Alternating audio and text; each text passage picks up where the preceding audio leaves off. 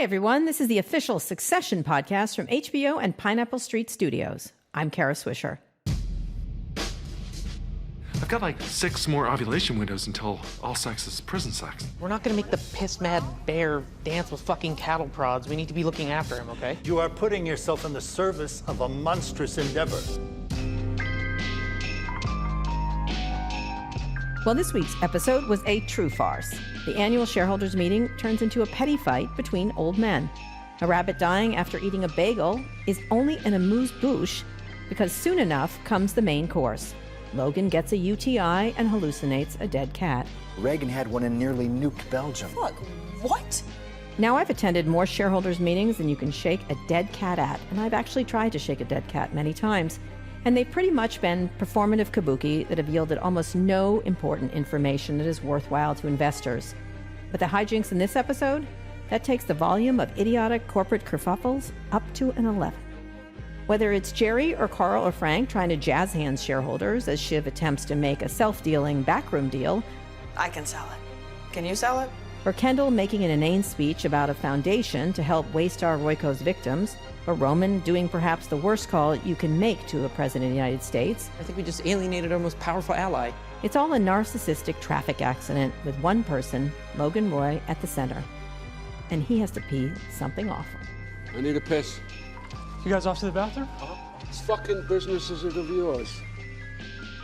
On this episode of the podcast, we'll look at the very white, very privileged world of the Roys and what Succession is saying about power in all its forms. My guest is Aminatou Sow. She's an author, cultural observer, and co-host of the terrific podcast Call Your Girlfriend, and the host of When Diana Met, a podcast from CNN. Also, she's a huge Succession fan, despite the narrow world it portrays. The show represents everything that we rail about in our professional lives, but watching it for entertainment is just beautiful. We'll talk about how race is both seen and unseen in the world of Succession, and how it illuminates the privilege these characters have. And because these themes spread across the entire series, that's where we're going to be going to. Beyond this most recent episode and into moments from earlier seasons as well. But first, power rankings. So much chaos this week. Good thing we have these rankings to bring order to the universe. By the end of this episode, who was up? Well, Shiv, although she was also down. She was the one who realized Logan was out of his mind with a UTI. Yuck. She took control of the Waystar Royco negotiations with Sandy and Stewie. This is what your dad wants? Yep, it is what my dad wants. Well, good. This isn't good. Great. So we're good? Sure. She lands the deal, avoids a vote, and might have lined up a board seat for herself. Sadly, as usual, that isn't enough to impress her dad. Shiv, I'm trying to talk to Jerry about something important. Stop buzzing in my fucking ear! So who's down? Honorable mention goes to Roman for that incredibly awkward call with POTUS. Obviously, he is not ready for primetime. Don't swear at him. Oh, really? It's not cool to tell the president to blow me? Hey, Mr. President, sorry. Yeah, no, it's crosstalk, you go. But there was someone who fell even lower. After winning Best Power Move last episode, Tom has found himself at the bottom this week, where he kind of does belong. For one, he was on piss duty for Logan. Give me a hand. Okay. Yeah, not to. Do you, like, you don't need me to hold the scepter? No. And then Shiv figured out that his secret plan was to try to put a baby into her before he goes to prison. It's probably easier just to go to prison. What is the point of all this? Where are we heading? Mom, I don't want to be your fucking incubator for when you're in prison doing chin-ups and reading NASCAR. You're making it sound horrible, and it's not horrible. It's nice. It's supposed to be nice. So with Tom's wounded ego, who laid down the biggest power move this episode? We have a surprise winner here, Cousin Greg, for once. He finds out his grandfather, Ewan, is leaving all his money, including Greg's inheritance, to Greenpeace. Yes, Greenpeace.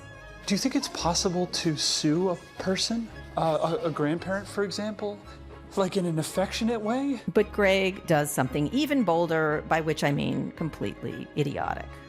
You're going to sue Greenpeace? Like your style, Greg. And those are the power rankings for now. You probably slipped him something, Putin. Fuck! Okay, on with the show. the setting for this episode was some huge nondescript hotel where hundreds of mostly white shareholders gathered. Great voting. Let's just throw it open to the fucking retired janitors of Idaho. Thank you, Roman, for perfectly describing every shareholder meeting I've ever gone to. The shareholders the Roy family cared about were the group spearheaded by Stewie and Sandy's daughter, Sandy, with an I. By the way, she's played by the great Hope Davis. This group wants to force a vote and get the Roys out of power. In all the back and forth, Logan's camp chose a telling place to draw the line. They want to take away the private jets. The PJs? No. Elitist and out of touch. Well, duh, but no. That's just, they're trying to humiliate him. Well, was it real, or are they just basting the turkey? Let's just eat it, Dad. You can tell them to fuck off later. Yeah, we could just offer to cut personal use or a mileage cap. Bullshit. Right. No. First they came for the PJs and I said nothing. Then they come for the outsized compensation payments, you know? This is bullshit. They'll back down. They're not going to blow it up over this. Right? Dad? Oh, I need a piss. Oh. By the way, after Logan comes back from that piss, he says, as usual, fuck 'em, and doesn't hand over the PJs. That scene is a perfect roast of the rich white people that Succession focuses on, which is part of why I think that my guest, Aminatou Sow, loves Succession oh so very much. Right, Amina? Absolutely. So, Amina, that scene, PJs, private jets, it's sort of what's terrible about the Roy family and what we love to watch and laugh about, correct? Or maybe not?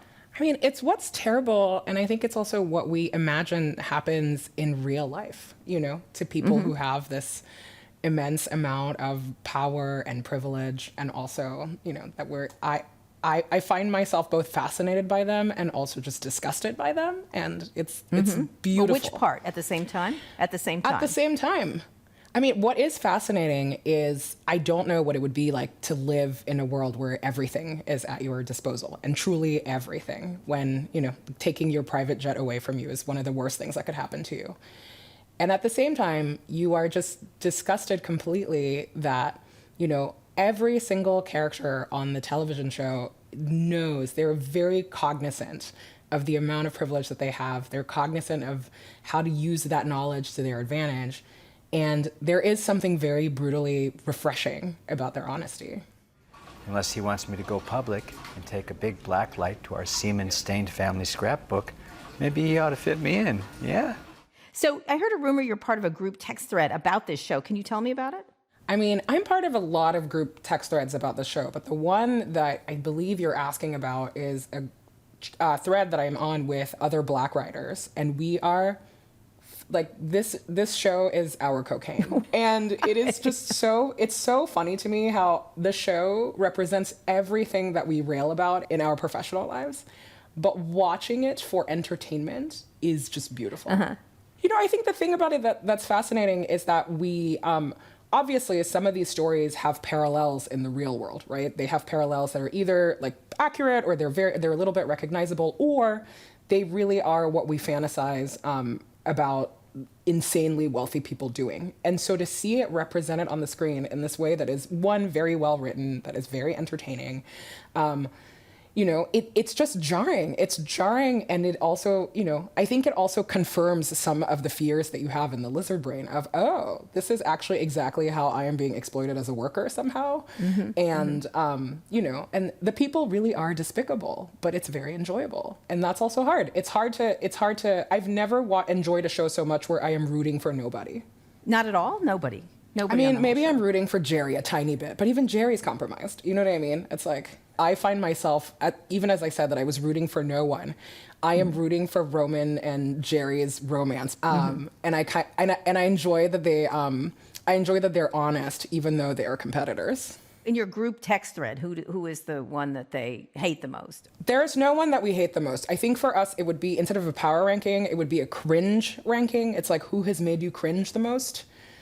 That week, it's almost always Kendall. Almost always Kendall is at the top of the, like, you want to die at the things Kendall has said or done or rapped about.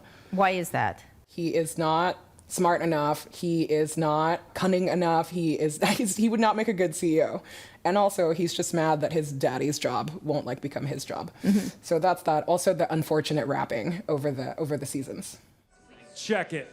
Born on the North Bank, king of the East Side, 50 years strong. Now he's rolling in a sick ride, handmade suits, raking in loot. 5-star general, y'all best salute. Yo, bitches be catty, but the king Jesus, no. Rock all the haters where we go, roll a Ken fatty, W.A. squiggle on the decks, I mean, Kenny on the rocks, it is burning my eyes, but I cannot look away. Time. L to the OG.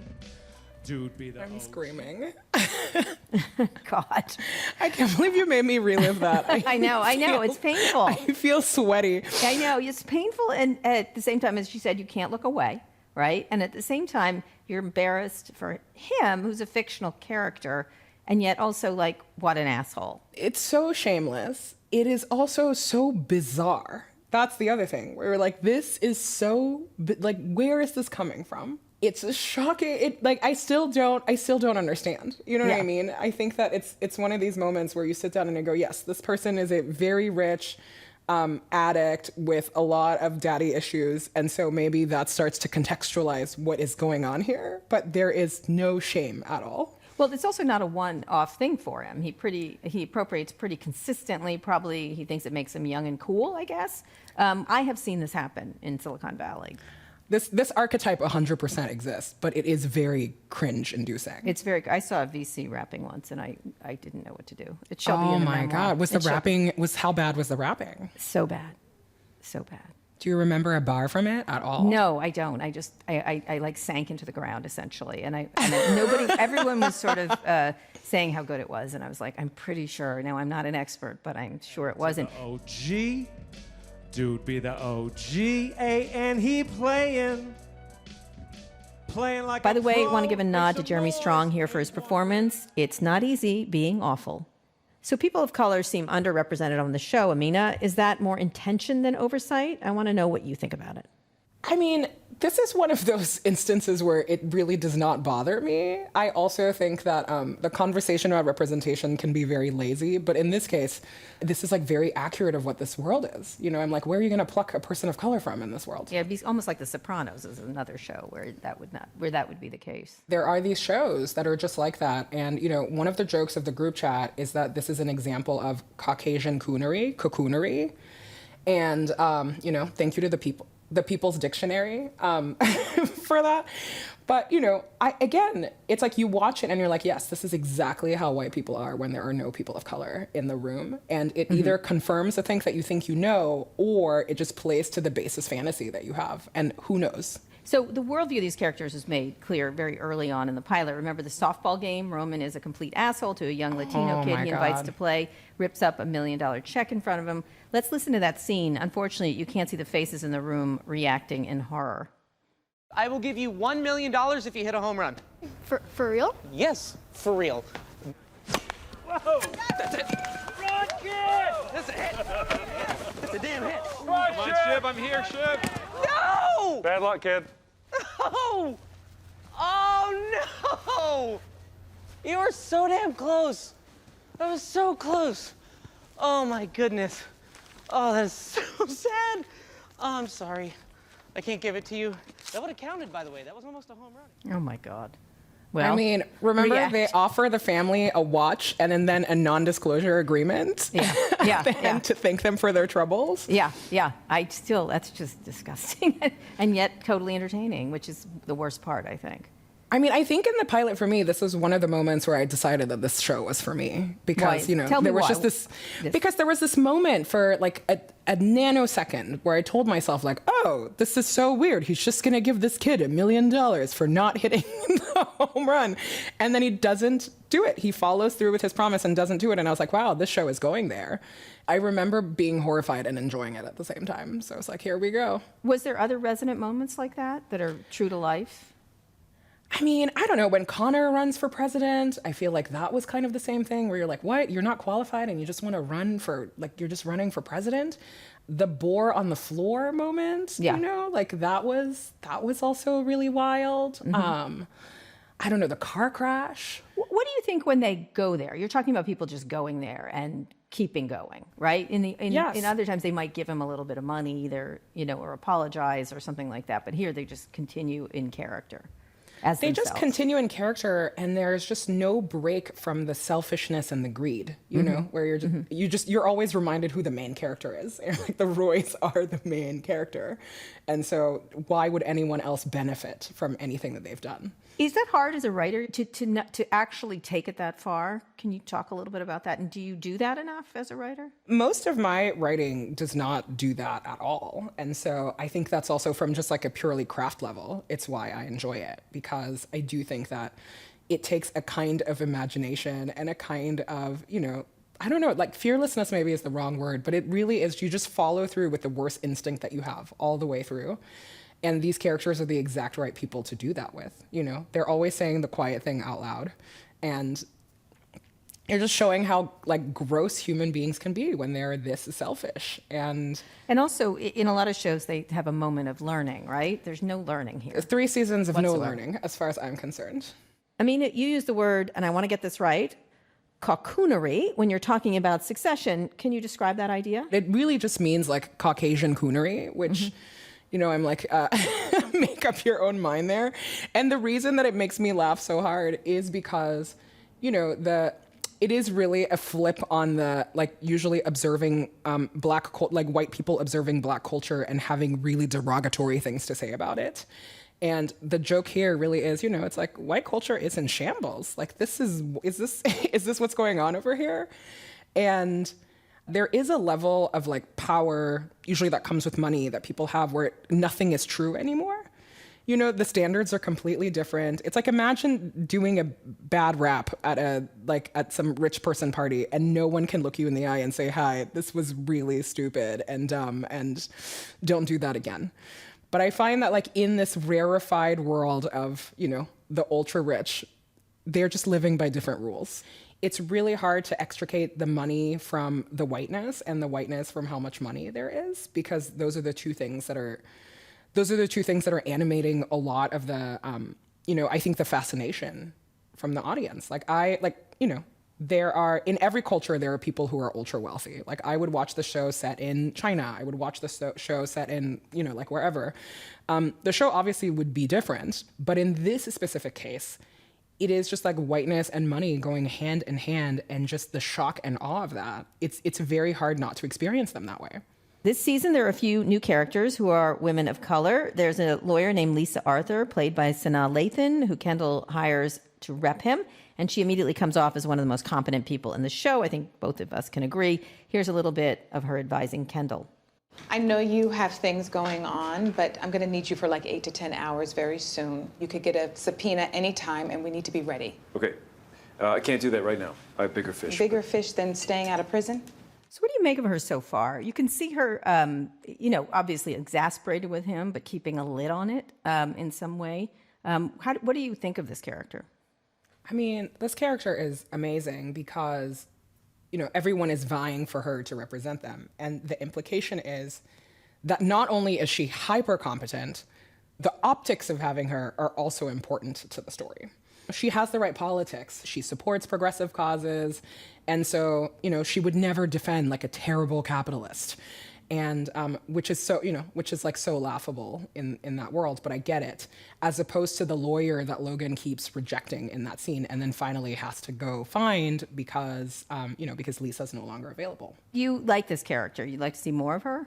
I mean, I would like to see more of her only because she is 100% like a gateway into more of the professional drama, right? Because even her client relationship with Kendall is falling apart as it is starting. Like he's the most maddening client like a lawyer can have. Yeah, you can see regret in her voice every minute of the day when she's talking to him. Like, God, why am I putting up with this asshole? He literally takes the time to like prank his sister while, you know, like for the rest of it, if I thought that the FBI was on their way to come see me, I would be in a very different state of mind. Right. Meanwhile, he's playing Game of Thrones with his like dad's company, you know? Right, which is what they do. So how has your experience watching the show changed now that we're in the third season? What do you, as you know, you're a storyteller, how does the arc feel to you? So I went back and rewatched the first season in preparation for season 3 because it had been so much time. And this is going to sound so naive, but I forget that when the story starts, Logan is already like well into his 80s. I was like, oh, this man is They all think that he's, he's on his way out. And it's now been 3 seasons of he's healthier than all of his kids, at least mentally. And he's not going anywhere. He is completely delusional about the fact that he is going to die one day, whether it's today or it's in 20 years. But it's not tenable for like an 80-something-year-old to like cling on to power without having a clear plan of succession in place. But they've been able to go so deep in such a like short amount of time, and I really appreciate that. And also the legal drama of it on its face like seems very well thought out. Anytime I talk to my friends who are lawyers about the show, corporate lawyers, they will have tiny nitpicks, but in general, they're like, oh no, this feels like fairly accurate to what it's like to deal with these kinds of families. And when you think about powerful people sort of at the apex of the world, where they have PJs and they have an ability to say and do anything, do you think there's any karma from real life to some of these people? Because I think about that a lot right now, when some days I think, no, there really just isn't. And then some days I'm like, someday, karma. I mean, I don't really believe in karma, because if it were real, maybe these families wouldn't be dynasties. Instead, they actually are. Right. So I don't really believe in the karma, but it is remarkable to me that there are just these family names that and they just like crop up over and over again. And every time you see them, whether it's in media or it's in banking or it's in, whatever, you're like, yep, that checks out. Like you're from a family that has just like printed money in the basement for centuries, and that's why you get the access that you have. Right. And what about the behavior? This is sort of my last question. When you see that behavior, is that real to life, or just, like you said, an imagination of what it must be like to be inside with these people? I want to hope that it is not real to life. And the truth is that I don't know any of these people. Like, I do not know them up close and personal. But I think, again, that the reason the show is successful is because we imagine that's exactly how they are. And the few times that we are let into their worlds, these are exactly the stories that we hear. The person who hits someone with their car and then completely runs away. The person who thinks that they are above board in every interaction that they have. The person who, can rip up a check in front of a child after dangling that promise to them. It feels like this is how they would be, but I don't know that it's fair to say that 100%. But that's what the fantasy of writing is. So sure. I'm enjoying it. So what would you do if you were super rich? What would I do if I were super rich? Would you give up your PJs? Honestly, in this fight, I would give up the optics of the private jet. First of all, I think flying private is so terrible, not for environmental reasons, but truly, like, private jets crash more than so you're going for the safety jets. Angle. You'd be I in was there, like, I don't know how safety. to tell you this. I'm going to fly first class as long as I can, because the government regulates that industry a lot better, and I'm not dying like Buddy Holly. Rich people are always dying like via private jet and private helicoptering. So yeah, I'm not doing that. We'll have them write that into the show. Okay. Kara, what would you do if you were super rich? / are you super rich? The same thing I'm doing now. Same thing. Hosting podcasts. Hosting podcasts, no assistance, just wandering around. Who doesn't want many hundreds of millions? I could be Marsha for sure. Oh, right. That's true. The next one. You could be the next wife. Aminatou is the host of When Diana Met, a podcast from CNN. Go find it. She also does Call Your Girlfriend and much more. Thank you. Thank you for having me, Kara. This is the official podcast of HBO series Succession, and it's a production of HBO and Pineapple Street Studio. It's hosted by Kara Swisher. Our executive producers are Gabrielle Lewis, Barry Finkel, Max Linsky, and Jenna Weiss-Berman. Our senior producer of the show is Nick White, and Darby Maloney is our editor. This episode was produced by Michael Catano and me, Shaka Mali, and engineered by Michael Catano. Production music is courtesy of HBO. You can listen to the next episode of HBO's Succession podcast after watching episode 6 of Succession on Sunday, November 21st on HBO Max. And don't forget to subscribe for our new conversation every week, wherever you get your podcasts. That is an imaginary cat. Now, could you please fuck off?